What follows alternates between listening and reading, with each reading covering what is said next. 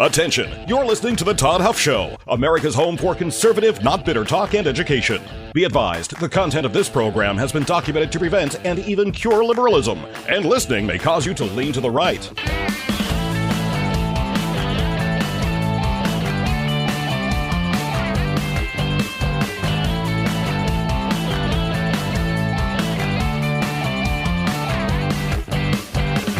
And now, coming to you from the Full Suite Wealth Studios, here's your conservative but not bitter host, Todd Huff.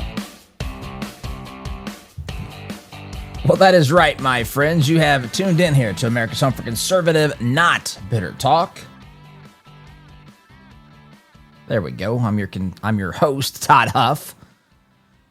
President Trump and Senate Republicans are getting into it over the Save America Act. In fact, yesterday there are reports that there was a, quote, dramatic feud between Trump and Senate Republicans. I want to talk about this. I want to talk about the Save America Act. I want to talk about why anybody who has the slightest bit of sensibilities would be against this to begin with. My friends, the Save America Act. It tells you a lot more about really what these folks are up against, and we'll get into that, my friends, in due course. If you want to be part of this discussion, I welcome you to text your thoughts and opinions to 317-785-1030. You can always email Todd at toddhuffshow.com. And if you are watching on Facebook, we're doing some testing on Facebook Live. So I welcome you to share your thoughts both on Facebook Live and my friends, on in the comments below, wherever you might see this program online. Welcome those things as well. It is good to be here, and that's what I want to talk about today, my friends. You know, election integrity is a very important thing. A very important thing that we have. It's wild that I have to even say that. It's just crazy that people have the opinion on this that they do, because they think, well, I'll get into that, what I think is going on here. So that's where we're headed, my friends. Let's face it, there are a lot of companies out there that don't share your Christian values. The good news is that you don't have to invest in them. At 4-8 Financial, they specialize in biblically responsible investing. They'll screen out companies that go against your faith and your values. They'll help you create a plan that's tailored to your goals. They handle all of that heavy lifting. All you have to do is complete a quick and easy assessment, answer a couple of questions. It's very, very easy to do. I did it. You can do it as well. You can complete that assessment at 48financial.com/Todd. That's 48financial.com/Todd. 48 Financial, because your values matter, my friends, and so does your money. Headline here, dailycaller.com. Headline here, this story. Can't say one of the words in the headline here. It does have a little asterisk in place of one of the letters. It's a 4-letter word starting with F. I'll let you guess what it is, but the headline here says, cluster blank, F word, Trump's dramatic feud with Senate Republicans boils over. So we had some drama in Washington, D.C. yesterday over this Save America Act. Let's talk about it. President Trump's highly anticipated appearance at the Senate Republicans' weekly lunch took a turn for the worse, deepening the ideological fault lines between Congress and the White House. Now, let's set the stage here. We have, first and foremost, what we have. We have a Senate who is, that really doesn't get along with or like President Trump. There certainly are Senate Republicans that do, but this Senate just recently passed passed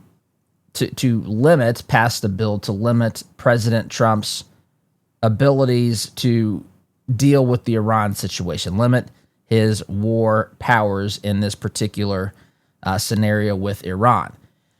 And there's been fights between Trump and some of these senators. We know, for example, Bill Cassidy an incumbent Republican. Trump campaigned against him. Bill Cassidy, of course, is not happy about that. Same thing with John Cornyn. Both of these folks lost in their primaries. An incredible feat, by the way, to think about this, because incumbents have such a high success rate in winning re-election. And Trump defeated a couple of folks who have been there for a long time, who have very good name recognition, and Trump saw to it that they lost their primary fights. So there's animosity. Republicans, to begin with, already have a very slim margin in the Senate. There are 53 Republicans, and you got to keep in mind, two of those Republicans are Lisa Murkowski. Another one is, well, the other is Susan Collins. So there's two that you can't really depend upon. Rand Paul is another one who I like. Rand Paul doesn't always vote with Republicans, and for reasons I often understand, sometimes I don't, but reasons I often understand, sometimes even agree with, but I sometimes think that Rand Paul is maybe needs to reconsider his ideological, I don't want to say purity. I think that there are steps to get us in directions that maybe Rand Paul should be more considerate of, but I like Rand Paul, but there's tensions there, right? There's tensions there. One of the Republican senators still in the Senate is Mitch McConnell. He will be leaving the Senate, but still, this is the landscape. And this is, at the core, one of the problems in the Republican Party today. One of the problems. And it's the same thing is happening, by the way, in the Democrat Party. You have a fight for control of the Republican Party between conservatives and between the rhinos, the country club Republicans, the moderates. You have this fight, and it's evident and it's obvious in this particular instance, this boiling over of emotions, if you will, between the Senate and President Trump. So you also have this fight in the Democrat Party. It's between the radical left and the more liberal, the more liberal wing of the party. That's, maybe just the bleeding heart liberal side and not the extreme godless radical left. There are still people who are just liberals. I long for the days when our political fights could be just between liberals and conservatives instead of extreme godless radical leftists and conservatives. But nonetheless, this is the battleground. One of the battlegrounds in our country, in our government, is in the Senate. It's in the House as well, but not nearly as pronounced in the House. House Republicans are, generally speaking, significantly more conservative than some of these wimpy. That's the other thing. It's not just that they're not as conservative in the Senate, though that's part of it. It's also that they're wimpier in the Senate. It is remarkable to me how unwilling some of these people are to have a fight. If you put up the least bit of resistance, some of these knuckleheads and clowns, they won't do anything about fighting for what needs to be done. They simply won't do it, my friends. They give up, they capitulate, they don't like any tough questions. They couldn't sit in this seat for 2 seconds. These guys are just wimps. They're just big babies and wimps. And that's one of the things I like so much about President Trump. Now, you can disagree with him. You can dislike his tactics. You can dislike his politics. That's fine. You can hope that that his agenda gets stopped. I think that's a little bit crazy, but whatever. Think what you will. But President Trump has given an example. He has proven to Republicans that you can actually stand and fight and get these things done, win the support of the American people. In fact, win support of people who are passionately on your side. Again, I think some of these Republicans don't understand or don't care to stop and think about how frustrated the average conservative is, how frustrated conservatives have been with their government over the past decades, basically since Reagan, right? We've been lied to. We've been led by people who are just not principled. They give up at the first sign of opposition. They're just wimpy. They are. They're just total wimps. Again, I've shared before. I'll share again briefly. In 2016, when we were looking at those 17 Republican candidates on the stage, ranging from Bobby Jindal and Ted Cruz and Marco Rubio and Carly Fiorina, and then this guy, Donald Trump, comes onto stage. Jeb Bush was in there as well. When you look at those candidates, I remember talking about this. I remember one episode I did a long time ago when I had something decent or good to say about all those candidates. And then this guy, Donald Trump, came on the stage, came into the race, and I said, listen, this guy represents something that has been lacking in the Republican Party for a long time.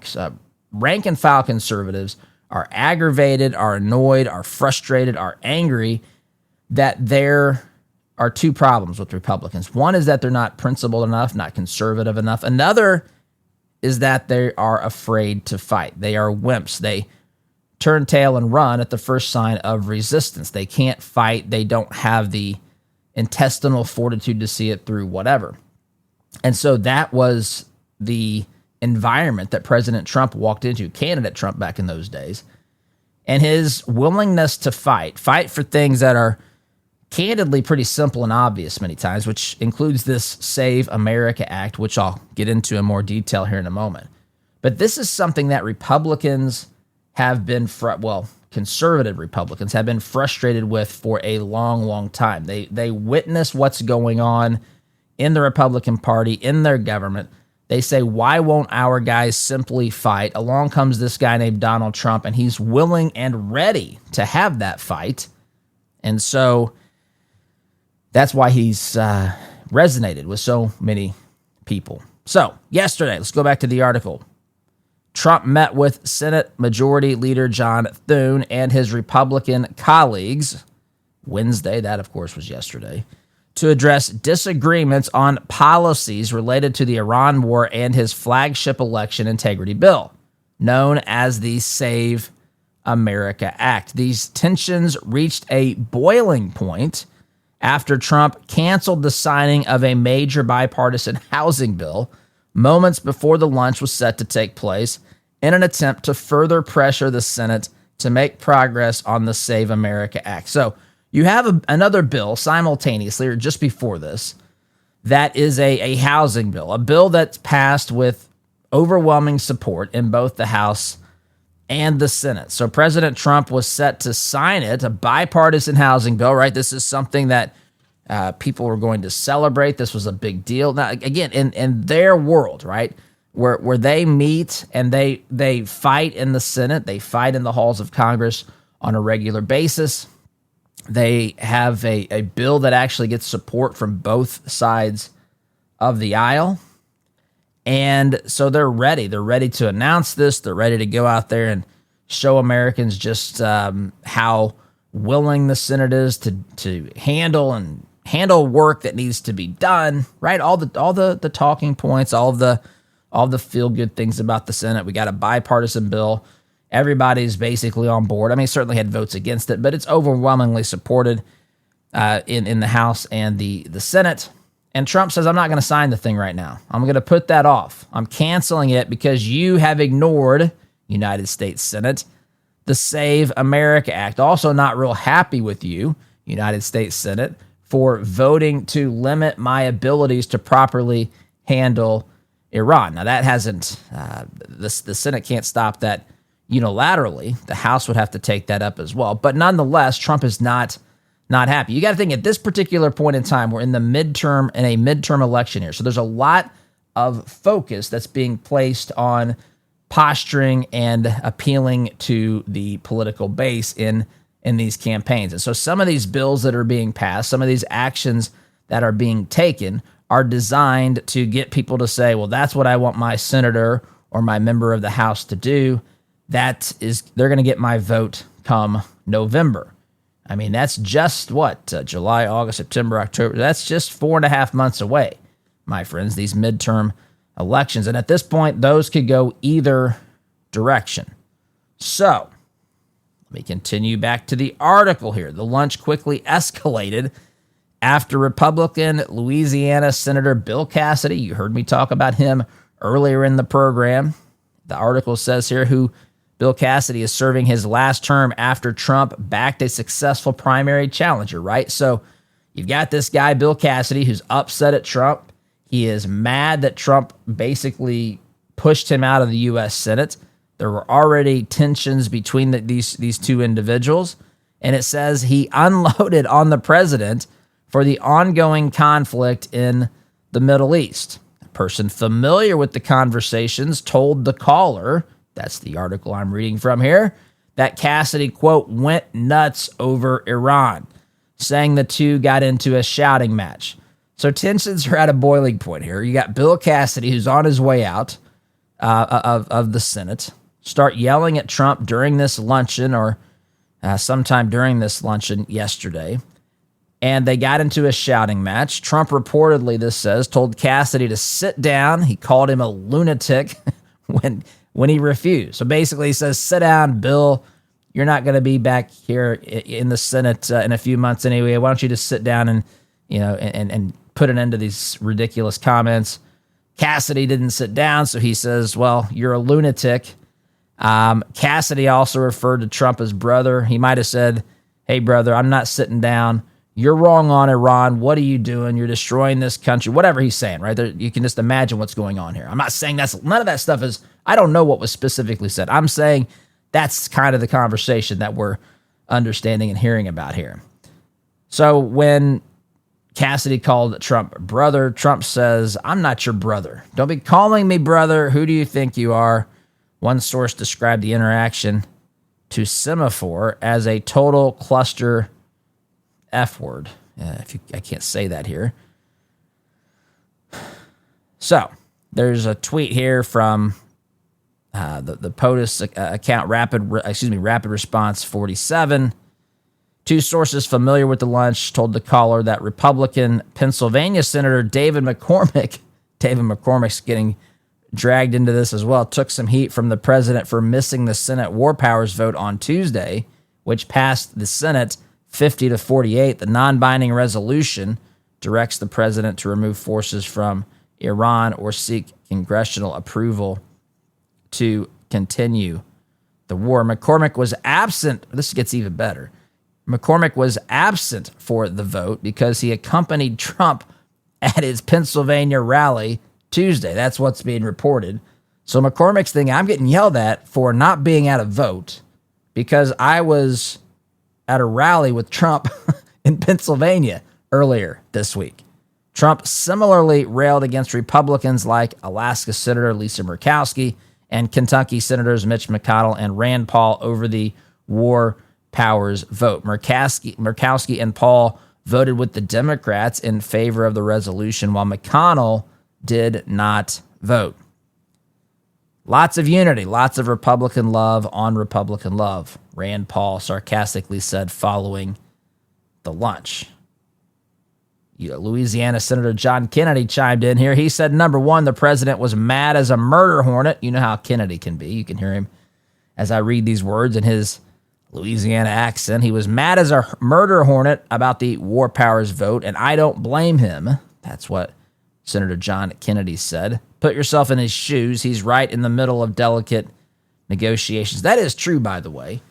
You might have problems with some of the things that's happening with Iran, but at this particular point, to pull the carpet from underneath President Trump is a not so wise move when you're at the end of potentially negotiating things in a very delicate situation. Trump also took the opportunity, the Daily Caller says here, to lobby senators about the Save America Act. That's what I want to talk about here. An election integrity bill requiring proof of citizenship for voter registration and voter ID. Trump argued that Republican voters would be inspired to turn out in November if the Senate successfully passes the SAVE Act, according to one source familiar with the conversation. Another source told the caller that Trump, quote, outright told Thune, that's Senate Majority Leader John Thune, he needs to be a leader and get the votes for SAVE. Do the talking, filibuster if you have to, Trump said, according to the source. So emotions were overflowing. But listen, it's not just emotions. These things are important. So I'm going to talk as we get to the end of this the first segment here, I want to talk about the Save America Act. I want to go through what's in the Save America Act, what Trump wants the Senate to pass, what this talking filibuster is, which is exactly what should happen. Again, the wimpiness in the U.S. Senate is, I marvel at it. Not in some way where I, aspire to be like this. Not in that way, but I marvel at how much these guys and gals, Republicans in the U.S. Senate, they have a cannot do attitude, not a can do attitude. They have a can't do attitude. They look at a problem and they say, can't do anything about that. Media is going to get on us. We're going to have negative things said about us by the Democrats. They sit there and they wring their hands. This is a group that specializes in wrestling defeat from the jaws of victory. It is, something to behold. Something to behold at how bad these guys are at actually making progress. And listen, it may not surprise some of you. I don't know. It may surprise. Who knows? But I'm clearly on the side of President Donald J. Trump here.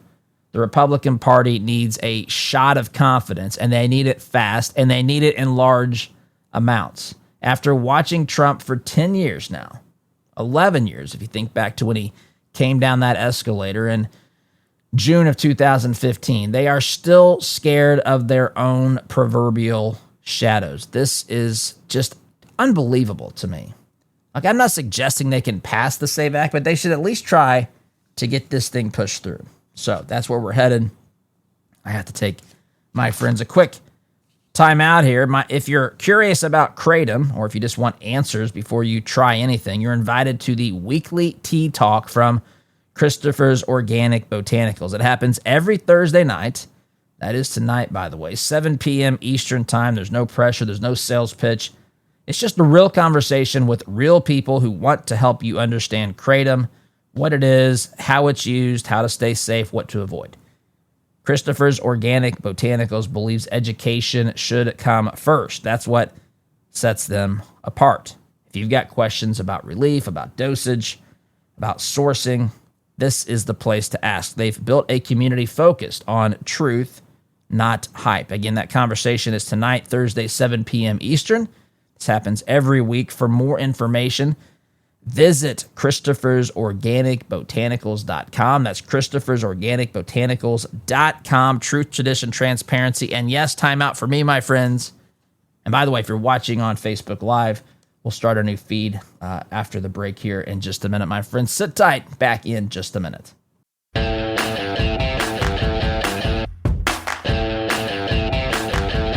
Welcome back, my friends. Segment 2 of today's program. We're going to go through the facts of the big, scary, terrifying Save America Act. This is what the Senate Republicans will not fight for. Trump addressed this in part during that controversy, that drama that happened at the weekly Senate Republican luncheon that we talked about in the last segment. So I want to talk about what's in the bill. Well, first, let's establish some facts and some ground rules. The United States Senate has 53 Republicans and 47 Democrats. They're not all Democrats. 2 are independents who caucus with the Democrats. So there's 100 U.S. senators. There's an answer to quizzes you might be asked in civics class or in man-on-the-street interviews. Each state has 2 U.S. senators. There are 50 U.S. states, in spite of Obama counting 57, but that's okay. 50 times 2 is 100. 100 U.S. senators, 53 of them are Republicans, 47 are Democrats or independents who caucus with, meaning that they join the team, if you will, of Democrats in the U.S. Senate. So Republicans have a slight majority in the Senate, but there's something in the U.S. Senate called the filibuster. The filibuster is a Senate rule. It's not in the U.S. Constitution or anything like that. It is just a rule in the Senate that they have followed for some time, which requires a 60-vote threshold for something to get to a final vote in the U.S. Senate. And so what that means effectively is you have to have 60 senators who say, let's vote to end debate on this issue and let's call this issue to a vote in the U.S. Senate. You'll notice it takes more people to do that than actually pass the bill. So you got these 60 senators. You got to have 60 for basically something to be called to a vote in the Senate. And so effectively, how that's been used over the years is for controversial or ideological issues to be killed unless there's support for 60 votes in the Senate. And that basically means the minority party can keep some of these issues that they disagree with tremendously from even being voted on in the U.S. Senate. By the way, I don't hear the left telling me that is anti-democratic. I don't. I mean, listen, you can like the rule of the Senate, but it's certainly not democratic, at least a pure, simple majority. Democracy, I mean, is that what democracy looks like? I listen to these people chanting, this is what democracy looks like. I don't think that the filibuster looks like democracy. I'm not here to argue for its removal or for them to no longer implement it or have that rule. I'm simply saying that having and requiring 60 votes is not a simple majority. That's not what democracy looks like, at least in my opinion. I wonder where these folks who are out there saying that we are not living up to our democratic ideals, where are they on this particular issue? But nonetheless, there's a 60 vote threshold. It's called the filibuster. So, but you can, if 60 Republicans, well, there's actually multiple ways to shut this thing down, and Republicans don't have the stomach to do it. Trump says do a talking filibuster. This is how it used to be done. In fact, there's movies about these things. Used to, if you had a filibuster, you actually had to hold the floor. People would read from phone books. And so the Senate would be in session and someone would talk. They would read from phone books or whatever they wanted to read to continue to hold the floor. If they stopped talking, then someone, if it wasn't organized correctly, or if there was a break in the action, they weren't prepared for a new speaker, or someone ran out of words, then the simple majority party could say, okay, Mr. President, I move that we call this to a vote. And if they can't hold the floor, this is called a talking filibuster, then they lose their ability to keep this blocked. And Republicans won't do this. Republicans won't do it. Now, there's reasons for this. They think, well, what if when we're in the minority power, how are they going to treat us? What are they going to do to us? I get it, but why don't we make them use the filibuster? Make them do it the right way. Yes, it's going to cause you to lose sleep because you're going to have to sit in there for a long, long time as they talk. Remember was it last year, the year before, we had Cory Booker, do his fake filibuster where he spoke for like 25 hours or some such thing, and we heralded this guy like he had just, single-handedly cured all disease on planet Earth or something, like it was some major accomplishment. It wasn't even a real filibuster because no one was trying to stop him. It was just performative politics. But let's get him back out there. I mean, if he's so good at this, then, Spartacus, get out there and hold the floor. Let's do a real filibuster. But why can't they? Why can't they actually do this? And they won't, because they don't care. And let's look at this bill, by the way. Let's look at what Trump is talking about. We're talking about the Save America Act. The House has passed, by the way, what's called the SAVE Act. And this is where some confusion comes in. The SAVE Act that was passed last year requires proof of U.S. citizenship to register to vote. It, however, does not create a national requirement to show photo ID when you cast a ballot. So there's something else called the Save America Act that does both of those things. This is what Trump is arguing and pushing for the U.S. Senate to do. The Save America Act requires proof of U.S. citizenship when registering to vote. So in other words, I mean, this is stuff you already thought happened, right? You thought, as you should in a sane world, would have assumed that you had to prove you were a U.S. citizen when you registered to vote. You might be shocked to find this out. I just went through a bunch of shenanigans because of things that were my fault, I'll say. But I went through a bunch of shenanigans with the new, what is it, the smart ID? What do they call that thing that you had to get with the little star on it for the on your driver's license, smart ID or something. I don't even know what it's called. But I jumped through a lot of hoops for this thing. I had to make multiple trips to the license branch. I had to get a new social security card. This was not an easy process, but I did it. And I'm not even trying to vote. I'm just trying to get a little star on my license so I don't have to step outside of TSA and go through all sorts of other dramatics because I don't have a star on my ID. That's okay. Everybody was cool with that, but we can't say you have to get one of these IDs to vote. Why not? Tell me why. Tell me why you don't have to prove you're a citizen to vote. In what universe does that make any sense whatsoever? If you're not a stakeholder in this country, meaning you're not a citizen, you should not be voting. So when you register, you should have to prove that you are a stakeholder. I can't believe I have to utter these words on this podcast, on this radio show, because this is so glaringly obvious to anyone with a lick of common sense. The Save America Act also requires you to present a government-issued photo ID when voting in federal elections. Again, why anyone would be against this? Ask yourself that. Why? Why would any person be against these things? What is it about requiring proof of citizenship? Yes, that includes documentation.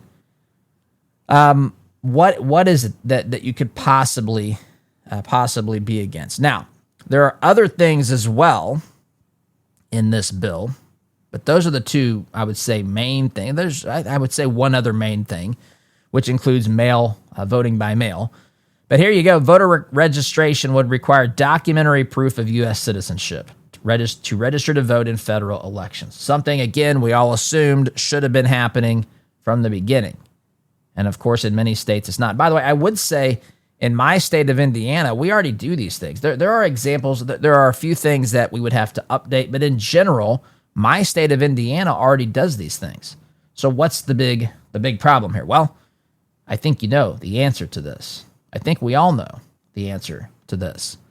They like the fact that the rules are loosey-goosey. They like the fact that you don't have to prove that you're a U.S. citizen. You don't have to show photo ID. And it's not because photo IDs are somehow racist or targeting minorities. You know, in my state of Indiana, you can get a free ID. Free. F-R-E-E. Costs $0. You can get a free ID to vote. That's all you have to do is go in there and say, hey, I want to vote. I don't have any money to pay for one. I get a free voter ID. You absolutely get one. This is so misrepresented by the media, by the left, because they're afraid of secure elections. That's what this comes down to. So you have to show you're a U.S. citizen with documentation when you register to vote. Oh, the humanity, my friends. Unbelievable, right? Conservatives, it's time to take a stand with your wallet. That's why we created Freedom Marketplace, a free directory. It's free to you, my friends. Directory of businesses that share your values. They refuse to support leftist causes. You don't have to create a login. You can, but you don't have to. There's no requirement for that. There's no gimmicks. It's just a simple way to connect with businesses that love America as much as you do, especially as we approach her 250th birthday here in just a few days, really. If you're tired of funding the woke agenda, head on over to freedommarketplace.net. That's freedommarketplace.net. It's free. It's easy. And my friends, if I dare say it, it is the patriotic thing to do. Liberty and business for all. I have to take a timeout. Quick timeout here. You're listening to the home of conservative, not bitter talk. I'm your host, the one, the only, the benevolent dictator here behind the microphone, Todd Huff. Back in just a minute.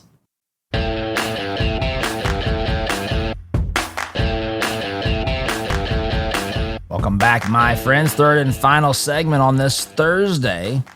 It's June 25th. We are almost exactly halfway through the year. As I mentioned last segment, we are almost embarking upon America's 250th birthday party, which will be celebrated about a week away, next weekend. So, want to finish talking about what's in the Save America Act. If you're against this, I want you to tell me why. I do. Tell me why you're against it. Tell me what's so scary, what's so un-American, what's so dangerous to our quote-unquote democracy, our constitutional republic. Tell me what is so terrifying about this piece of legislation. Trump is absolutely right. U.S. senators should require the talking filibuster, make the left, make the Democrat Party, make individual Democrat senators hold the floor, continue debate, and when they run out of gas, you better pass this thing. Because if you want to talk about what makes our nation hang in the balance, it's stuff like this. This is up there at the top. I mean, we just witnessed what happened in Los Angeles. You talk about an utter disaster. California is the poster child, the People's Republic of California is the poster child for how not to run an election. We can't let these things happen the way that they happen, accepting mail-in ballots basically until the Democrats get ahead, right? That's the way that this goes. All sorts of questions. There's allegations. There's videos of people, from what I understand, basically paying homeless people to on Skid Row to fill out voter registration forms and all sorts of things. Voting. It's a disaster, a mess, and these things happen because of the lax voter laws, because there's not something in place in all states like the Save America Act. This is completely rational and reasonable to pass something like this. Ever wish, my friends, you had a whole team to help manage your financial life? That is the beauty of family office services at Full Suite Wealth. Their experienced advisors bring together everything from high-level investment management, private equity, private credit, option strategies, to complex legal needs, all those things customized for you. It's like having a family office just for you with people who know your story, your goals. If you're serious about planning for the long haul, check them out at fullsuitewealth.com. That's fullsuitewealth.com. Build your legacy.